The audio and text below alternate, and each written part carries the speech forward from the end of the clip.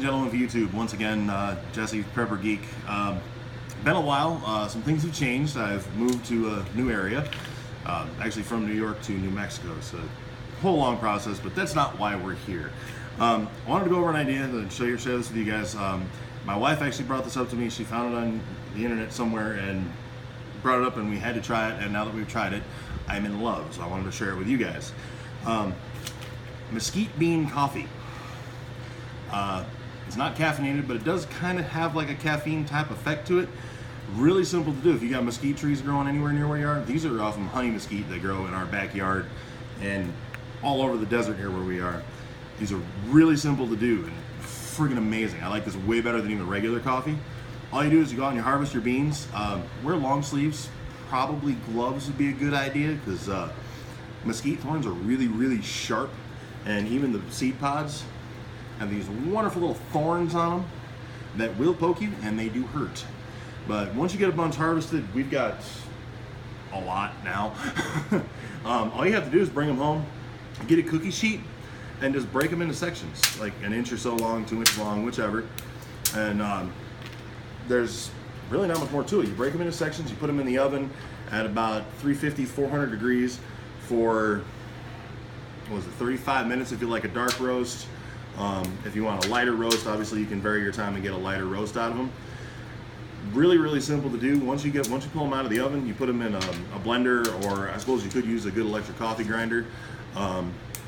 Grind them up, and they don't actually look like coffee, but it tastes way better than coffee.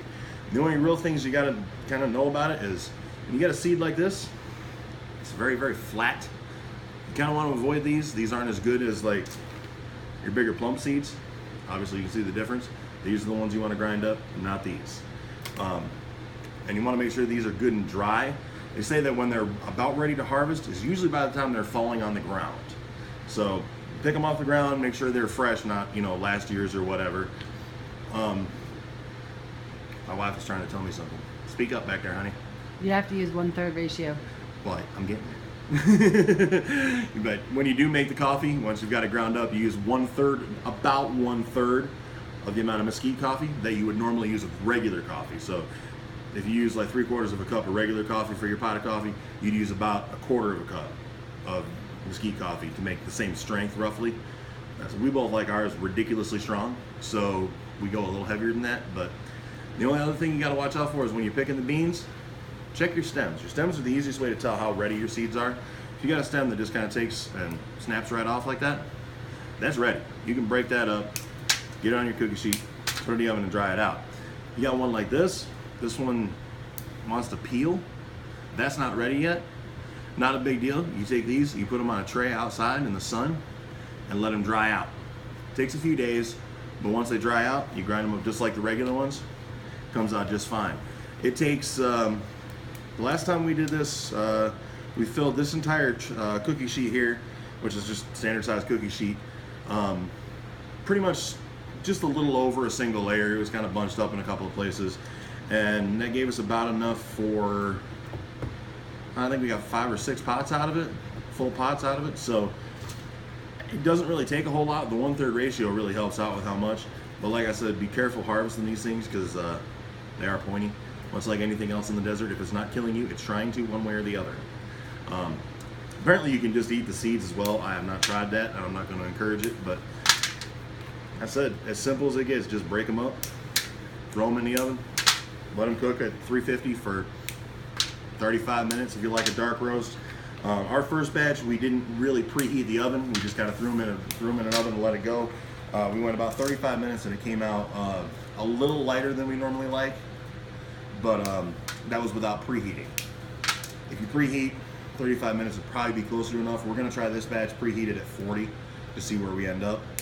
But just make it like your regular coffee. I recommend if you're gonna try it with no cream and no sugar first. Just try it black. Really good black. I'm not a black coffee drinker and I like it black. Cream and sugar,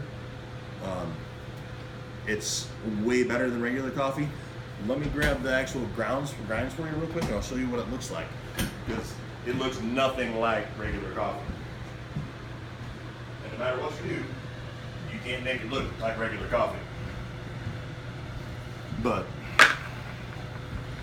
this is kind of about what you should wind up with. Throw it all right in your coffee pot. It goes right through the same filter your regular coffee does. And like I said, it's freaking amazing. And when it's cooking, like in the oven, it kind of smells like chocolate. Our daughter came home from school and asked if we were baking cookies. So It'll be smoking when you take it out of the oven. That's normal. That's what you want. So I recommend you guys try this. If you're prepping for the end of the world and you live in an area where you can get mesquite beans, man, harvest them up and make you some coffee. Because the end of the world, you know, all us preppers out there, we're not really, you know, living for today and tomorrow. We're prepping for, you know, the end of the world. So might as well make the coffee and enjoy it, because we'll at least have coffee at the end of the world. But that's pretty much all I got for you guys today. We're gonna have, I'm gonna be doing a bunch more stuff here, hopefully coming up pretty soon. I want to get back into doing this channel a lot more. I'm making some more paracord stuff. You can check that out over on my Instagram. It's at GC8bit at Instagram. It's probably the best place to follow me. I do still have my Facebook page, but the name is changing, and I'm going to change some other stuff around there. I will post this video to that anyways, just so everybody else that already follows me can follow it. But that's about what I got for you today. I just wanted to share some good eats with you. So I guess that's all I got. Thank you for watching. Like, subscribe, thumbs up, and all that jazz. Comment, you know, let me know if you got any gripes or complaints or concerns or anything else, any recommendations. And stay prepared. We'll see you soon.